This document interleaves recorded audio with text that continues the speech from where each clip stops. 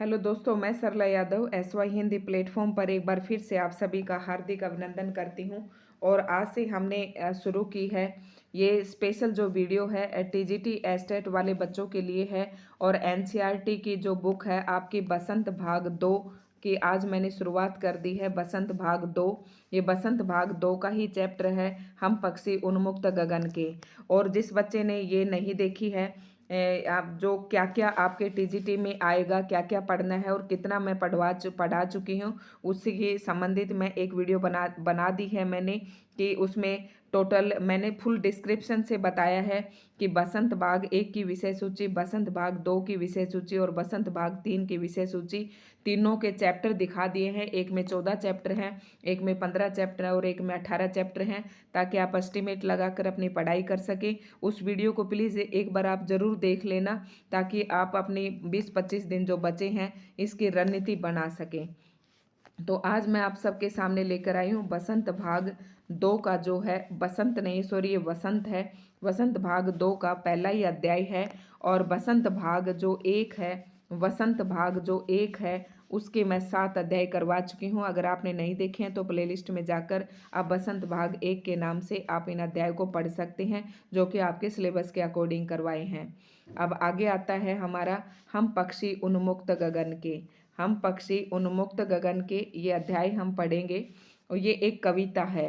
अगर विधा की दृष्टि से हम देखें तो ये आपकी एक कविता है, जो कि हरिवंश राय बच्चन जी द्वारा लिखी गई है।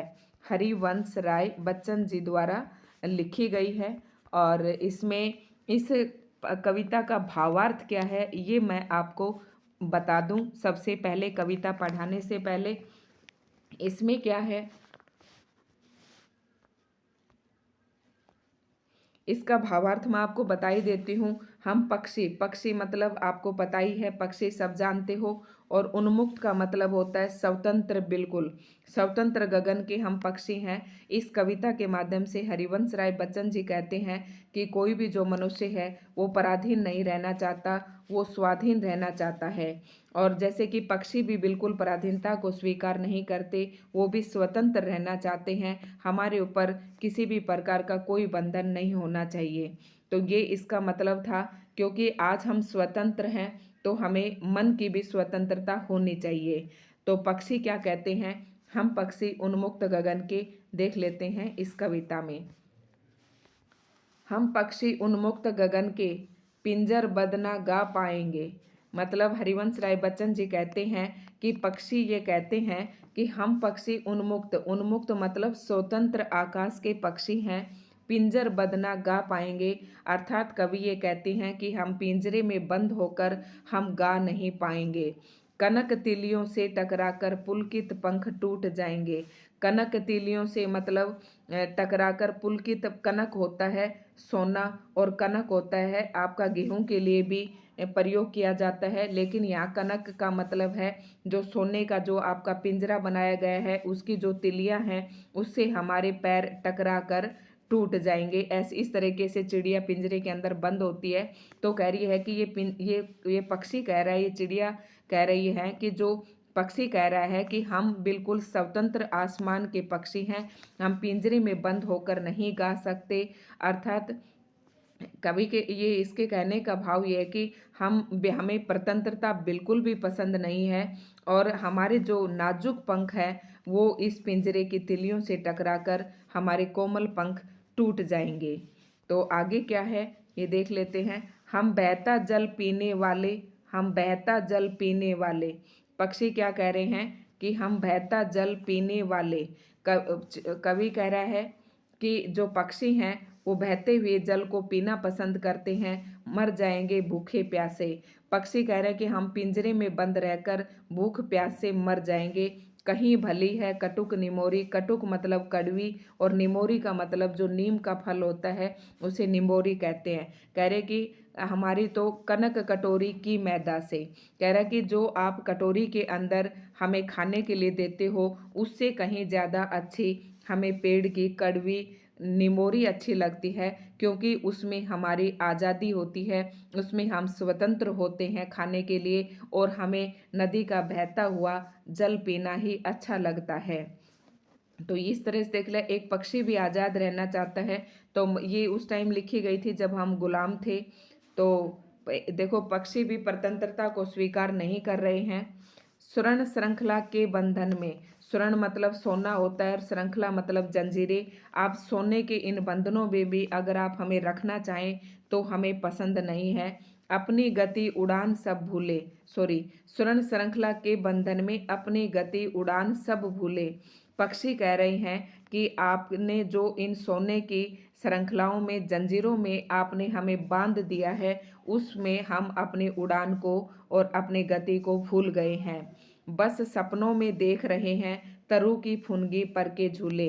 तो ये मैंने आपको बना के बताई थी कि यहाँ एक पक्षी बैठा हुआ है और पिंजरे में बैठा पक्षी कह रहा है कि हम केवल सपने ही, इस पिंजरे में बंद रहकर केवल हम सपने में ही पेड़ की जो फुनगी है, तरु मतलब पेड़ और फुनगी मतलब देखना, जो सबसे ऊपर वाली चोटी होती है, ये दृश्य यहाँ पर दिखाया गया है। ये देखिए आप, ये फुनगी होती है पेड़ की, ये फुनगी पर बैठे हुए हैं। तो ये कह रहे हैं कि तरु की फुनगी के झूले ही हमें सबसे ज़्यादा पसंद आते हैं। इस तरीके से हम सपने, अब हम इस सोने की श्रृंखलाओं में बंद होकर हम अपनी गति, अपना उड़ान सब कुछ भूल गए हैं। केवल हम अपने सपनों में ही पेड़ की फुनगी पर झूलना देख सकते हैं। मतलब अब तो कभी पक्षी कह रहे कि केवल सपने ही हमारे पास रह गए हैं। ऐसे थे अरमान की उड़ते, कभी नीले नभ की सीमा पाने। अब अरमान का मतलब होता है सपने, ठीक है। पक्षी कह रहे हैं कि हमारे ऐसे सपने थे कि हम नीले आसमान की सीमा को ढूंढ पाते। ये हमारे सपने थे कि हम इतना उड़े कि हम नीले आसमान की सीमा को ढूंढ लें। लाल किरण की चोंच खोल, चुगते तारक अनार के दाने। लाल किरण की चोंच खोल मतलब जब सूर्य उदय होता है तब हम अपनी चोंच को खोलकर चुगते तारक अनार के दाने, तो हम अनार के दानों को खाते। मतलब लेकिन अब हम केवल बंद हैं, हम प्रतंत्र हो गए हैं। तो ये आपकी कविता थी और ये लिखी गई है हरिवंश राय बच्चन जी द्वारा। अभी और भी रहते हैं, 2 पैराग्राफ और हैं। होती सीमाहीन क्षितिज से, क्षितिज एक ऐसी जगह होती है जैसे कि ये आपका आसमान है और ये हमारी धरती है। जब हम यहाँ से चलते हैं देखते हैं तो ये क्षितिज, आसमान और धरती हमें मिलते हुए से दिखाई देते हैं, उसे हम क्षितिज कहते हैं। होती सीमाहीन, सीमाहीन मतलब जिसकी कोई सीमा ही न हो। इन पंखों की होड़ा होड़ी, कवि कह रहे हैं, नहीं, पक्षी कह रहे हैं कि जब हम स्वतंत्र थे तो हमारी एक होड़ लगती थी क्षितिज की सीमा को पाने की। या तो क्षितिज मिलन बन जाता या तंती सांसों की डोरी, मतलब क्षितिज ही मिल जाता हमें चलते चलते, जैसे मैंने बताया ना कि क्षितिज का मिलन बन जाता, या हमारी तंती सांसों की डोरी मतलब या तो हमारे सांस ही चढ़ जाते या हमें धरती और आसमान ही मिलते हुए दिखाई देते। तो ये कह रहे हैं कि इतना हम भागते थे, देखो इसमें कितने अच्छे उड़ रहे हैं कि हम इतना उड़ रहे थे कि एक दिन हमारी इच्छा थी कि हम इस आसमान की सीमा को पा सके। ठीक है, मैंने एक एक शब्द के आपको मीनिंग बताए हैं। नीड़ न दो चाहे टहनी का, आश्रय छिन बिन कर डालो, लेकिन पंख दिए हैं तो आकुल उड़ान में विघ्न न डालो। मैं आपको बता नहीं सकती ये पंक्तियां मैंने कितनी बार अपने विद्यालय में 15 अगस्त पर जब मेरी स्वतंत्रता दिवस पर भाषण होता था तो ये मैंने पता नहीं कितनी बार ये पंक्तियां बोली हैं। बहुत ही महत्वपूर्ण है। नीड न दो चाहे टहनी को, टहनी को नीड का मतलब घोंसला न बनाने दो चाहे हमें टहनी के ऊपर। आश्रय छिन बिन कर डालो, चाहे हमारा जो ठिकाना है उसे भी छिन बिन कर डालो। चाहे हमें टहनी भी मत दो घोंसला बनाने के लिए, चाहे हमें रहने के लिए कोई सहारा भी न दो, लेकिन पंख दिए हैं तो, क्योंकि पक्षी को जब पंख मिले हैं तो स्वाभाविक सी बात है कि वह उड़ेगा ही उड़ेगा, लेकिन पंख दिए हैं तो आकुल उड़ान में विघ्न न डालो। कह रहे हैं कि हमारे उड़ान में अर्थात हमारी गति के अंदर कोई किसी प्रकार की बाधा मत डालो। तो पक्षी कह रहे हैं, देखो पक्षी के माध्यम से हरिवंश राय बच्चन जी कहते हैं कि हम जो मनुष्य हैं हम भी जो है स्वतंत्र रहना चाहते हैं। कोई भी मनुष्य प्रतंत्र नहीं रहना चाहता और प्रतंत्रता किसी को भी किसी को भी अच्छी नहीं लगती है। पक्षी कह रहे हैं कि हमें चाहे तुम रहने के लिए आश्रय मत दो, टहनी मत दो, घोंसला मत दो, लेकिन अगर हमें उड़ान पंख दिए हैं तो हमारी उड़ान में किसी प्रकार की बाधा नहीं आनी चाहिए। ठीक इसी प्रकार से मनुष्य है, जब उसने मनुष्य जन्म लिया है तो उसके जीवन जीवने में किसी प्रकार की कोई मुसीबतें अर्थात मनुष्य को आगे बढ़ते हुए कोई न रोके, यही मानवीय स्वभाव होना चाहिए। तो ये थी हमारी कविता हम पक्षी उन्मुक्त गगन के बसंत भाग 1 का था ये। अगर नीचे आपके भाषागत कोई प्रश्न बनते हैं तो एक बार देख लेते हैं।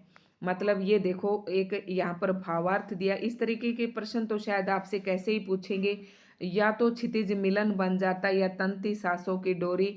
इसकी भावार्थ कवि के कहने का मतलब है क्षितिज मिलन बन जाता, या तो मनुष्य को अपना उसका उद्देश्य ही मिल जाएगा, उसके लक्ष्य ही मिल जाएगा, या फिर उसकी मेहनत वो जब करेगा तो उसके कामयाब होएगी। मतलब मनुष्य अपने परिश्रम के बल पर जो चाहता है वो उसे मिल जाएगा। अब आगे क्या है, बहुत से लोग पक्षी पालते हैं, पक्षियों को पालने, ये तो वैसे प्रश्न है। क्या अब तो लगता है कि भाषा की बात देखो यहाँ पर आई है, यहाँ से थोड़ी सी कर लेते हैं क्योंकि आपके सिलेबस में लिखा हुआ है स्वर्ण श्रृंखला। अब देखना ये मैं आपको कविता में ही लेके चलती हूँ, वहीं पर बताना था मुझे ये, और ध्यान नहीं रहता, इतना फ्लो बन जाता है पढ़ाते पढ़ाते, तो थोड़ा सा इस तरीके की बातें भी आपको ध्यान रखनी है। जैसे ये यहाँ पर आया स्वर्ण श्रृंखला, तो ये क्या है, इसके बीच में जो योजक चिन्ह बना हुआ है, योजक चिन्ह है, इसके हिसाब से इनमें स्वर्ण, तो यहाँ स्वर्ण और श्रृंखला, स्वर्ण किस मतलब या अथवा और, जहाँ पर विभक्ति चिन्ह आता है वहाँ पर हमारा द्वंद्व समास होता है। अब ये देखिए कनक कटोरी, तो यहाँ से आप ले पूछ ले कि यहाँ पर क्या है, अनुप्रास अलंकार है, ठीक है। और ये योजक का निशान बीच में लगा हुआ है, योजक एक आपका विराम वो कौन से, हाँ विराम चिन्ह है। विराम चिन्ह जो आपने पढ़े होंगे, नहीं पढ़े हैं तो हमारे SY हिंदी प्लेटफॉर्म चैनल पर जाकर आप पढ़ सकते हैं, वहाँ से प्रश्न पूछते हैं। कनक तीलियों से, जैसे ये दे रखा है, ये योजक चिन्ह दिया हुआ है, यहाँ पर भी योजक चिन्ह दिया हुआ है, यहाँ पर भी दिया हुआ है। स्वर्ण श्रृंखला, यहाँ श्रृंखला की एक विशेषता भी बताई हुई है कि श्रृंखला कैसी है, सोने की है। अब उस भाषागत प्रश्न पर चलते हैं, हम क्या कहता है। स्वर्ण श्रृंखला और लाल किरण से रेखांकित शब्द गुणवाचक विशेषण है। कविता देखो गुणवाचक कविता से ढूंढकर इस प्रकार के 3 और उदाहरण दीजिए। अभी मैंने जो आपके बताए थे भूखे प्यासे, नहीं ये सॉरी, इसमें तो द्वंद्व है। श्रृंखला जो है स्वर्ण की है, और किरण सी किरण कैसी है, लाल, लाल किरण सी, तो लाल इसकी विशेषता बता रखी है, या सोने की विशेषता बता, उस जंजीरों की विशेषता बता रखी है, वो सोने का है। तो ये किस में आ जाते हैं, आपके गुणवाचक विशेषण में, ठीक है। लाल काला पीला ये आपका सारा। भूखे प्यासे में क्या है आपका, कौन सा समास है, द्वंद्व समास है, भूख या प्यास, यानी कि भूख और प्यास। तो ये इन दोनों शब्दों के बीच लगे चिन्ह को सामासिक चिन्ह कहते हैं। इस चिन्ह से और का संकेत मिलता है, जैसे भूखे प्यासे मतलब भूखे और प्यासे, तो इसमें समास हो जाएगा आपका द्वंद्व समास। तो इस तरीके के प्रश्न आपको करते हुए चलना है। तो दोस्तों ये थी हमारी आज की वीडियो। आपको वीडियो कैसी लगी कमेंट करके ज़रूर बताना, और वीडियो को लाइक एंड शेयर ज़रूर करना, और अगर आप हमारे चैनल पर नए हैं तो सब्सक्राइब ज़रूर कर लें। धन्यवाद।